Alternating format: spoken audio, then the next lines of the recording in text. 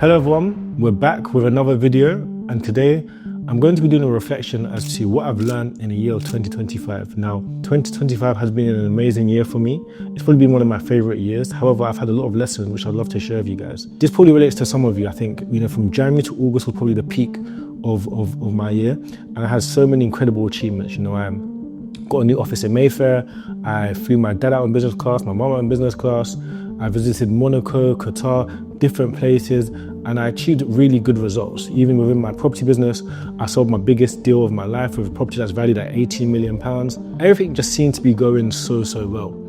Then the latter of the year, I started to see a small decline. Things were going wrong. I made some decisions which probably didn't align with my long-term plans, and slowly, the last 3 months of the year didn't turn out to be the greatest. Now with this, there was a lesson in it, and I think it was all character development, because there's a lot of things that I'm building and a lot of plans that I have, and I'd rather have happened at this stage than happened a lot later down the line. So I want to summarize this into just concise but effective lessons that I learned this year. I hope it'll be value for everyone, related to God, related to business, and related to just longevity in general. The first lesson is the importance of cash flow. Never neglect it, because it's the oxygen of your life and your business.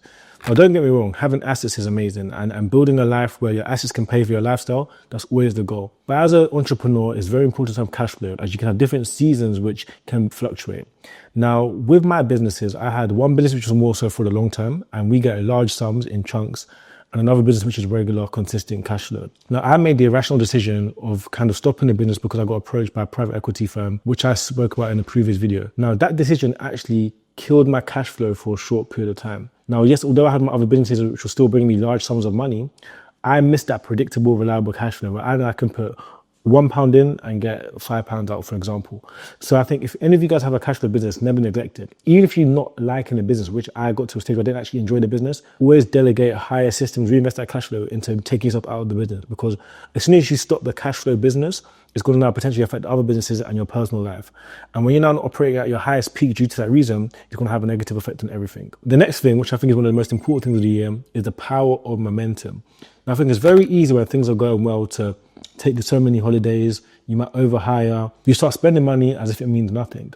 I think what's so important is that when things are going well, is a time you got to double down. It's a time where you got to be increasing your 12-month buffer to a 24-month buffer. It's when you got to be posting more content. It's when you got to be reinvesting more back into a business. With every peak, there also comes a downfall. So if you don't invest, or if you don't double down during that period, it's only going to take a matter of time before you start seeing things crumbling down.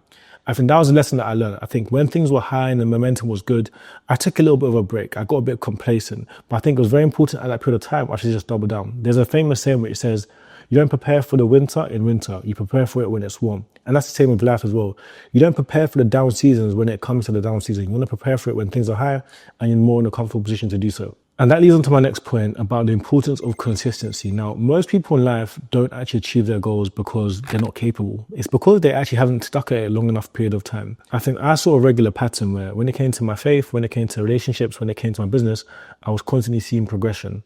But when it came to my health, I wasn't seeing progression at the rate I wanted it to be. And that's because I was not prioritizing it. I was not staying consistent. I might have followed my diet and had a PT for 8 weeks, then gone on holiday, and then I fall off my regime. I think that's a very important lesson which I'm adopting into 2026, is about continue to actually become that type of person that will be consistent with my gym life. Because if I can do it in all areas of my other life, why can't I do it with my gym life? A lot of people think that they're disciplined when they do the stuff that they love doing. Like I wake up early, I go to my office, I do a lot of work, I do proper viewings. That's because I enjoy it. But I don't necessarily enjoy it all the time having to eat very healthy. So the actual discipline is required when it's doing the things that you don't actually like doing. So I think when it comes to that, it's about creating the environment around you which will actually force you to be consistent. Whether it's accountability partners, whether it's personal trainers, whether it's mentors, whatever it is, just trying to provide an environment which will keep you consistent, because consistency compounds and that will now get the results that you're looking for. Now, on the topic of consistency, it kind of leads to my points about focus. And I think naturally when it comes to you as an entrepreneur and you're doing really well, there's so many opportunities and investments and ideas that come to you every single day. I think I'm someone who's a typical visionary. Like every night I probably have at least 20 new ideas of how I can expand or grow a certain business. A lot of times I was making decisions of actually having a full process. So I'll think of an idea today, and because I had a really good team around me, I was actually implementing it the next day instead of actually thinking about it, testing it, doing some more market research and then implementing it. For me doing that, I was just kept testing multiple different things without any clear direction. I would say it's better to be going somewhere slower in the right direction than just going to many places fast with no direction. I think it's very important. If you have an idea, actually have a process for turning that idea into reality. Don't just think, I've got an idea, let me do it. Because yes, it's very important to execute, but at the same time, make sure it's aligned with your overall goal. If you can stick to one thing for a long period of time, you're going to see the results. So I always say double down on that. Now, on topic of focus, this leads directly onto my point of leverage. Now, at the start of the year, a lot of my business was focused on myself. You know, I was the brand, I had to get the service delivery in, I was the salesperson, I was everything. But then this year, I actually hired so many people. And it was so effective for me because I was actually able to now only focus on what I invest at. And I think that's the importance of leverage. Leverage comes with everything. It comes with a systematic approach, systematic on how you hire, systematic on how you can actually maintain the quality of work for your SOPs and through tracking and for your regular meetings. There's so many procedures that you want to have in place that can actually maintain that consistency. And there's a famous saying, which person would you rather be? The person digging sand with their hands, a person digging sand with a shovel, or a person digging sand with a machine? Leverage to me means you're able to get more done with minimal effort. And that's the importance of leverage applied to every area of your life. So if you're a business owner now, don't think I just want to hold on to my cash. Think, how can I actually delegate, whether it's through AI, whether it's through hiring staff, which will actually allow you to focus on what makes the business more money, and then it will allow you to grow at a faster rate. Now, on topic of SOPs, I think something that's very important I learned this year is to document everything. Contracts, conversations, email chains. Now, this year was one of the years that tested me a lot when it came to things like that. You know, there was a lot of people who unexpectedly went behind my back and did certain things or pushed certain narratives. And if I didn't have things documented, I wouldn't have been protected. I would always have everything documented in like a long email chain with receipts for everything. So no one could ever say something on my name without actual proof as to what actually happened. And I think that's so important, especially when it comes to clientele. You need to have everything documented, you know. Yes, it's good to have your phone calls, your Zoom calls, but always follow up with a confirmation email or something because, yeah, that can save you a lot in the future. And I think that's helped me so much in my business as well. Now, on the topic of faith, something that actually helped me a lot this year, there's actually a funny thing that I actually spoke to my friends about, is be careful what you pray for. And what I mean by that is a lot of times you'll pray for a goal, but then God will actually make you go through certain trials and tribulations to develop the character that actually deserves that goal. And so, for example, I'll say one of my things that I wanted to overcome was care what people think. I think I've always been very, very careful with my brand, my image and my reputation. And I continue to hold that strong till today. However, subconsciously, there'll be a lot of things that if someone has something bad to say, I'd always try and correct it or fix it straight away because with me, my brand is everything. Now, again, that was one of my biggest prayers this year. I was like, okay, cool. God, please help me just to not care what people think and just to stay focused on my lane because I know that I'm a credible person. I do everything by the books. And, you know, there's nothing that anyone should really be able to say about me. And during that season of prayer, I was tested in so many ways. I had people pushing or saying false narratives. I had criticism coming my way. And the funny thing is, the old me would have just reacted. I would have got annoyed. I would have been paranoid. I would have thought, oh, why is this person saying this or pushing this narrative? But I just felt it was such a calm peace as to, look, anyone can say what they want to say, but I know what I am. People around me know what I am. People I work with know how I am and how I operate. So let's just say one or two people have something to say. It doesn't mean it's a representation of who you are. And I think that's so important as you get bigger in life as well. It's that there's not one person who's achieved a lot of success that doesn't have any haters or have any criticism. And a lot of times, when people have something to say, it's just a reflection of their insecurities. Even if you're trying to become more resilient, God's going to put you through tough times. If you're trying to become more confident, God's going to put you through situations where you have to show your confidence. So let me rephrase that from being careful to what you pray for to actually, it's important to actually be prepared for the storm that may come, which will now allow you to a greater destination. Always start with the end in mind. Now, on the topic of business, one thing that I've learned, which I've always spoke about, is the market that you choose is so, so important. And I'm talking about from not just the market in the industry where you can pay long-term gain to long-term people, but in terms of your ideal clientele. Now, I recommend going from 0 to 1 million. You want to focus on one particular offer for one particular clientele and one particular outcome. I think it's very important to double down on that. Now, what you've got to be careful within that process is who that clientele is, because just because someone can pay you doesn't mean they're the right clientele. They can cause you more stress, more service delivery problems. They can cause you a lot of complaints. They can cause you disputes. And sometimes I'd rather have no money than take money from a problematic clientele. And I think the more I've actually progressed into business this year, I've been very careful as to who I've targeted, you know. So if you've got a business, don't just chase the money, but I'll say attract the value. Attract your ideal clientele. produce content around your ideal clientele. And the more you can do that, the more you can shape your offering in your business where it actually serves you rather than something that's like a second job. One thing I've noticed from working with clients who are, again, for those who don't know, I work with a lot of high net worth individual clients who are buying prime property in central London. So they can actually afford properties that are worth £2-3 million plus. Most of them actually have something called a boring business. They're just serving a particular market and just solving a simple solution. I've met people this year who have done drive-throughs for McDonald's. They do manufacturing, they do engineering. It can just be something so boring, but they're making tens of millions a year from it. The market that you're choosing and the clientele can literally make you millions. A lot of times, especially from the founders that I've seen, it's just a boring business. And they may be working with like the government, wealthy individuals, and they're commanding fees of hundreds of thousands or securing contracts of tens of millions just from this one service. I think that's so important. And that kind of also leads on to my last lesson in terms of from the business model aspect, is to create predictable and recurring revenue. Now, as a business owner, you don't want every single month, you're not sure how much money is coming in. You're chasing leads, you're calling people, and you're acting from a feeling of scarcity. But when you've actually created the environment where you can actually attract leads, you can attract your ideal clientele, and once you've onboarded them, you can actually now gain them on a long-term 1 year, 2 year, 3 year contract.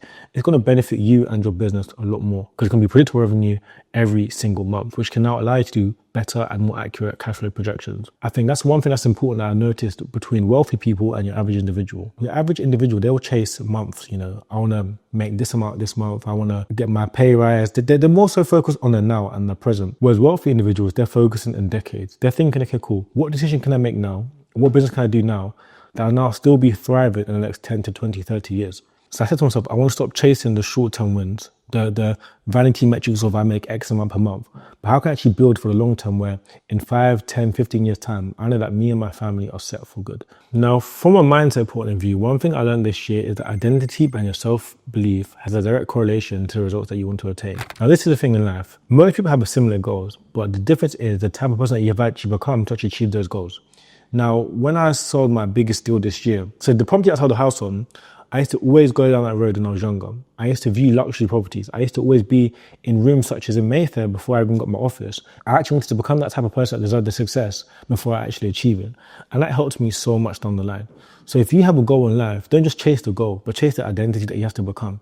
Because a lot of times we have limiting beliefs. We think that, money is scarce. We're not qualified enough to work with a certain clientele. But again, that's just your limiting belief. So you got to think the person that you want to become, how they be operating, what confidence will they have when they come into the close with a client? And if you now adopt that same mindset, I promise you'll start seeing a change in your life. Now, from a personal level, I think one thing that was reinforced more so than learned was the power of your environment. I think this year I invested in so many masterminds, which has changed my narrative and perspective as what is possible. I was always seen as a person that was doing very, very well. But I forced myself to go into environments where I was actually the brokest person or the most unqualified person there compared to others in the room. I remember, it was so funny, I went to a mastermind this year and I was complaining about how much money I have to spend on ads every single month. Now that amount that I was spending every single month, most people were spending that in a day. And that just changed my perspective as to how much money is out there and what can be achieved once I've changed my environment. A lot of people always wonder why they have goals, but they're always in the same place. But I think it's because their environment and their identity is the same. You're waking up in the same room, which is always messy. You're always around the same people who are talking about things that aren't aligned with your purpose. And no wonder you're going to be struggling. But I promise you, if you now start going to luxurious gyms where other high net worth individuals are, you start going to certain hotel lobbies, you start being around friends where your goal is their baseline, I promise you, your mindset and things that you'll be doing will start reacting differently. And naturally, you'll see that reflected in your bank account. It's very important to protect your time and who you're around. And I think with me personally, I had something called survivor's guilt, where I always felt sorry for people who were on a similar journey as me beforehand, and I may have overtaken them. And I feel like I never really liked to talk about what I was doing or to congratulate myself on achievements because I felt like I was showing off. When in reality, I wasn't showing off. I was just happy to what I've achieved. I think sometimes when people aren't for you or you see certain patterns in people and are not happy for you, don't be afraid to let them go. Because look, back to what I said earlier, if you're praying for God to remove people from your life and that person keeps getting removed and you keep trying to force them back into your life, then that's just you disobeying God. So I think it's just very, very important to look for the signs and to actually act on it when you see them. And always remember that not everyone deserves access to your next season. Now, on the topic of obedience, I think it's very important to align your daily action with your end goal. I always want to do things by myself sometimes. I'm thinking, look, I've got an idea, let me do it. I never focus on giving it to God. I think you can have all the strategies and all the mentors in the world. I'm a big believer of doing what's aligned with your purpose. I think through so many periods this year, I was tested, I had character development. I had a lot of losses. I had a lot of wins, a lot of successes. And with everything, I always realized that as soon as I was aligned with my purpose and with my faith in God, things were always going well. And as soon as I stepped out of that alignment, things started to spiral down. Whatever your faith is or your belief system is, stick to the plan. Stay focused and committed to the plan. You've got to understand that what is this trying to actually teach you from this lesson? If you're someone that's losing money a lot, you got to think, okay, cool, it does not teach me to better cash flow management. If you're someone that's getting angry a lot, is that now trying to teach you patience? I think a lot of times people want the result, but they don't want the lesson. I think that's something I had to learn a lot this year as well, is that yes, we can get the result. Yes, we can get the achievements, but always think about the lesson and the person you have to become to actually have that achievement, which is so, so key. Now I want to touch on one more business principle, one more personal development principle, and then with my final principle, which I think is the most important one. So my next personal principle is that learn to sharpen the saw. Now there's a really good book that I recommend called 7 Habits of Highly Effective People. And it talks about sharpening the saw, and that applies to every aspect of your life. There's no point always trying to go 100% every single day. You need to have that one day or that one period of reset. And because that's what you can now sharpen the saw, that's when you can now actually take a step back and analyze and reflect. Because one of the most important things in business is how much you can actually track the data of your clients that are coming in, the success rate, what's gone wrong, the delivery time, all the different metrics you can now track. And you now created yourself an operating system. So it's very, very important to have those periods where you actually reevaluate it. You're not just always thinking go, go, go. Because sometimes that go, go, go can actually lead to you actually being misaligned, as I mentioned earlier, and just chasing different dopamines, which is not actually aligned with your end goal. You can actually take your time sometimes and just take a step back. You can now make more practical decisions that can actually serve you better in the long term. And now leading on to business, look after your clientele. Like my biggest deal that I got this year was through referrals. And I think it's so, so, so important that whatever industry that you're in, is to double down on over-delivering from your clientele. You want to create a service so great that all your future clients will come from that one referral. I think if you can now adopt that mindset into your business, you're going to now see multiple sources of referrals and results coming just for being a great person. And it doesn't cost you anything. It's just about just doing what someone's paid for to the highest ability that you can do it to. Because how you do anything is how you do everything. And a lot of times people think that, it's too time consuming or they're not a specialist, but this is what I said, it's the importance of a team. If you can have a team of A-stars and experts who are literally an expert in their field, I promise you it's going to actually benefit you so much more in the future. So don't be afraid to hire because it can benefit you a lot. Now, lastly, and most importantly, is putting God at the center of everything. Whether it's your relationship, whether it's your money, whether it's your family, whatever it may be, God at the center, you can't go wrong. And one thing I've always spoken about is that I have spent tens of thousands of business mentors, on coaches. I've read so many books and it all mirrors the principles on the Bible. There's so many stories in my life that's happened when I'm now reflecting on it, I'm thinking, oh wait, this actually happened to someone else on a similar occasion, but in the Bible.